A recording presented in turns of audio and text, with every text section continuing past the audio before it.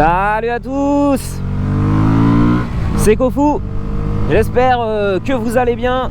Aujourd'hui, vous l'avez vu, hein, on est encore sur cette petite Duke 125 pour réaliser une nouvelle vidéo, mon copain.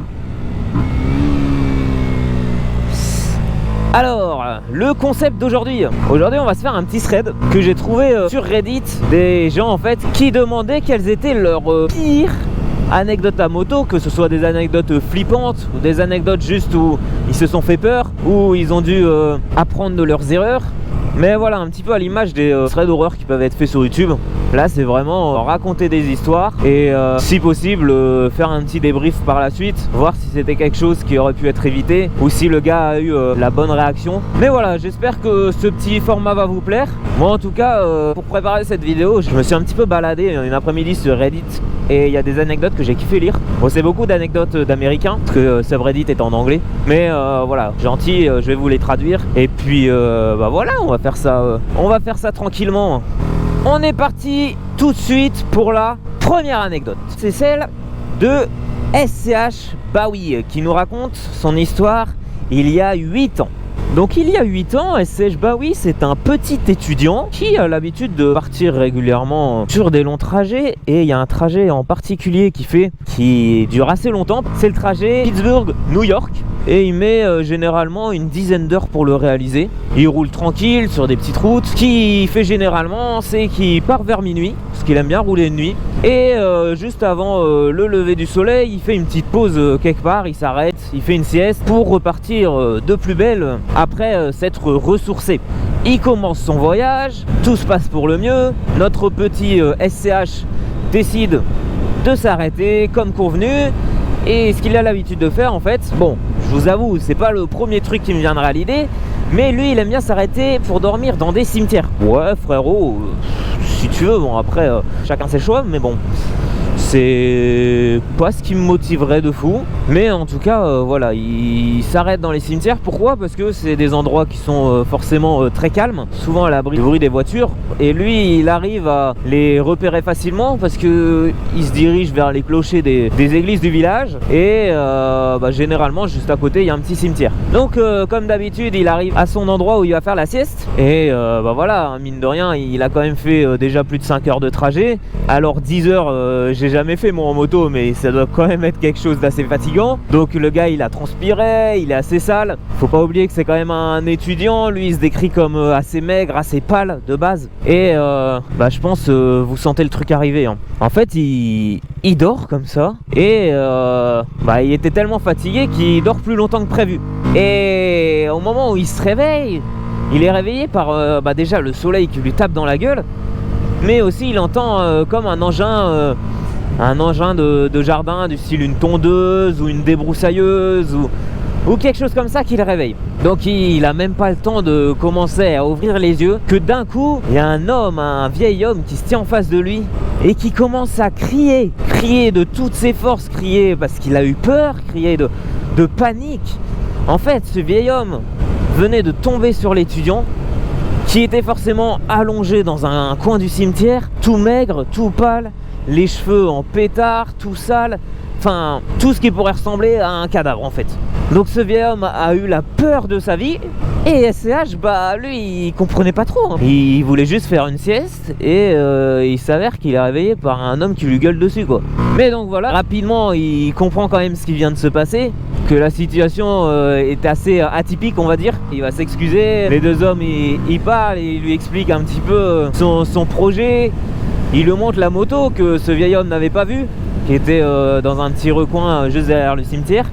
Et voilà un petit peu pour cette anecdote, assez marrante. C'est vrai que la situation peut prêter à confusion, mais voilà, tout est bien qui finit bien. Donc voilà, la petite leçon à retirer, c'est quoi? C'est ne pas dormir dans les cimetières déjà. Non, après qu'est-ce qu'il aurait pu faire de plus? Je pense pas grand chose d'autre. C'est juste voilà, c'était un enchaînement de faits qui ont fait que justement il y a eu confusion. Mais voilà un petit peu pour cette première histoire. J'espère que l'histoire de notre SCH officiel vous aura plu. On va passer maintenant à la deuxième histoire. Allez, c'est parti.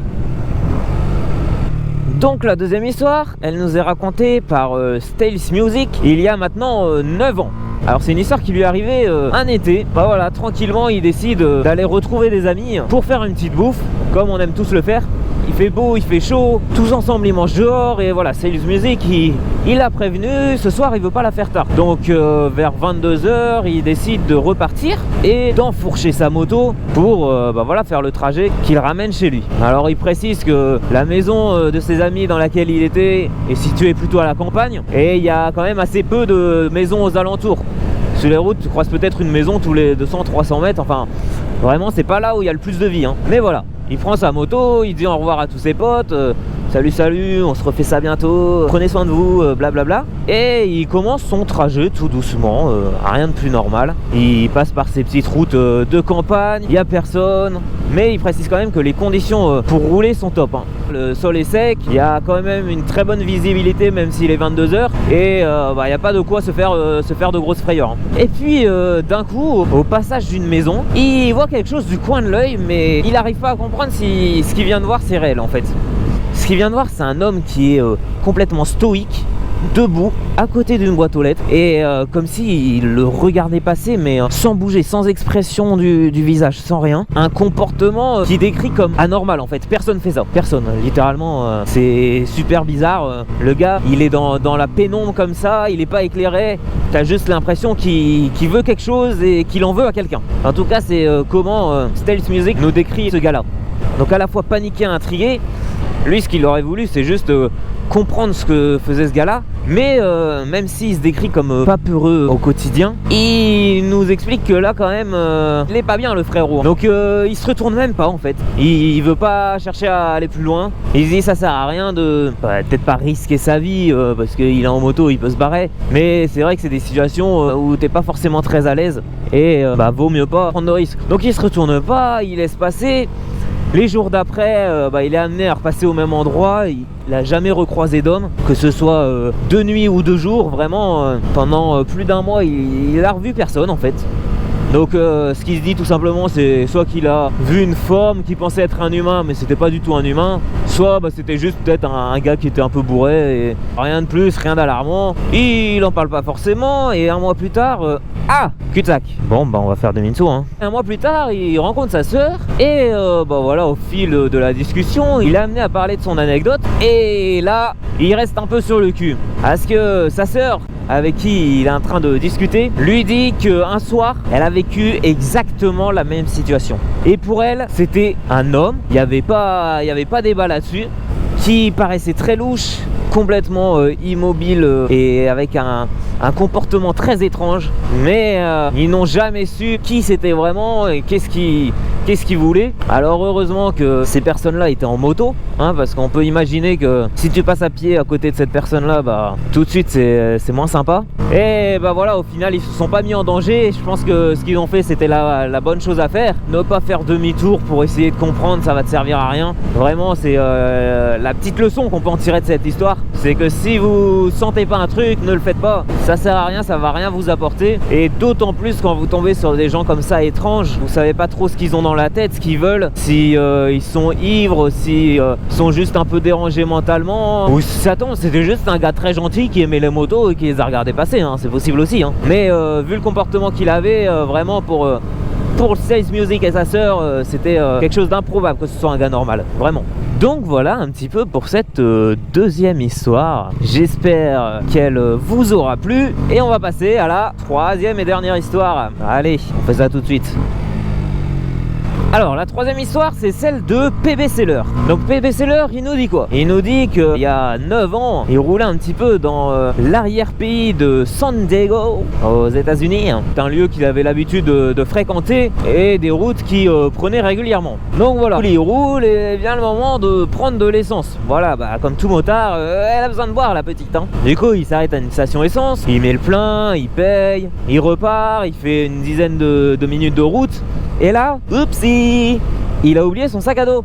Bon, on va dire, c'est pas très grave, j'espère qu'il n'y avait pas ses papiers dedans ou quoi, mais il a oublié son sac, donc forcément il fait demi-tour pour aller le récupérer. Donc il fait la route à l'envers, il arrive à la station essence et là, ouf, son sac est encore là, personne ne l'a pris, personne ne l'a volé, tant mieux, tout se passe pour le mieux pour notre PB Seller. Il repart forcément, il reprend encore une fois la route qu'il avait prise 10 minutes auparavant. Et d'un coup, sur le bord de la route, il voit quelqu'un qui lui fait des grands signes, comme pour lui demander de s'arrêter en fait. Donc là, il comprend qu'il y a quelque chose qui va pas, surtout quand, en faisant quelques mètres de plus, il tombe sur une voiture complètement retournée, toute cabossée sur la route. Et là, il comprend ce qui s'est passé en fait. Cet homme, il demande juste de l'aide. Il y a eu un accident qui a dû se produire quelques minutes auparavant. Il doit s'arrêter, sinon c'est non-assistance en personne en danger. Donc ni une ni deux, il s'arrête, pose pied à terre, il enlève son casque, il parle avec le gars et le gars lui dit écoute, cette voiture était devant moi. Le gars il roulait pas du tout droit, limite il avait l'impression qu'il était un peu sous alcool, et d'un coup la voiture elle est partie en tonneau. Il a tapé quelque chose sur le côté de la route et le gars a rien pu faire pour rattraper la voiture, et l'accident il s'est produit. Et le gars avec qui il parle en fait, il était juste derrière lui et il le suivait depuis plusieurs kilomètres quand l'accident s'est déroulé. PV Seller, il comprend la gravité de la situation et il se met tout de suite à appeler le 911, forcément qui est le numéro d'urgence aux États-Unis. Pendant qu'il est au téléphone, il s'approche de la voiture qui est toute cabossée. Il essaie de regarder un petit peu à l'intérieur s'il voit une personne qui serait éventuellement blessée et qu'il faudrait secourir. À l'intérieur, sa plus grande surprise, c'est qu'il voit un téléphone, il voit des jouets pour enfants qui devaient être probablement sur la banquette arrière avant que l'accident se produise, mais il n'y a personne. Il n'y a personne et la voiture, elle est dans un très mauvais état, donc il comprend pas trop comment la personne aurait pu sortir. La seule solution qu'il voit, c'est que le gars a été éjecté de la bagnole pendant l'accident. Donc il se met à chercher aux alentours de la voiture, donc dans le fossé, au pied des arbres qui bordent la route. Donc il fait un petit périmètre comme ça, mais il trouve personne. Et là, il sait pas trop comment réagir, parce que il y a eu un gros accident qui vient de se passer, mais il y a personne dans la voiture. Au fur et à mesure, il y a d'autres personnes qui s'arrêtent pour aider à faire les recherches. Et pareil, il y a plusieurs personnes n'arrivent à trouver le conducteur de la voiture.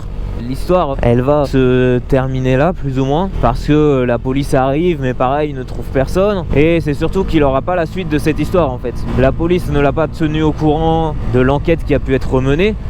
Et lui, il se disait un peu perturbé par cette histoire, quoi, parce que pourquoi le gars s'enfuit alors? La raison la plus probable, ce soit que ce gars était effectivement sous emprise d'alcool ou de stupéfiants. Et qui dit gros accident dit forcément la police qui arrive pour sécuriser les lieux et pour enquêter sur comment ça s'est déroulé. Donc s'il est amené à souffler et qu'il est positif, le gars il perd son permis et c'est galère pour lui. Donc je pense que c'est la solution la plus probable. Mais tout ça pour vous dire, si on met quelques mots un petit peu sur cette histoire, que ça sert à rien de rouler sous l'emprise d'alcool ou de rouler sous l'emprise de stupéfiants.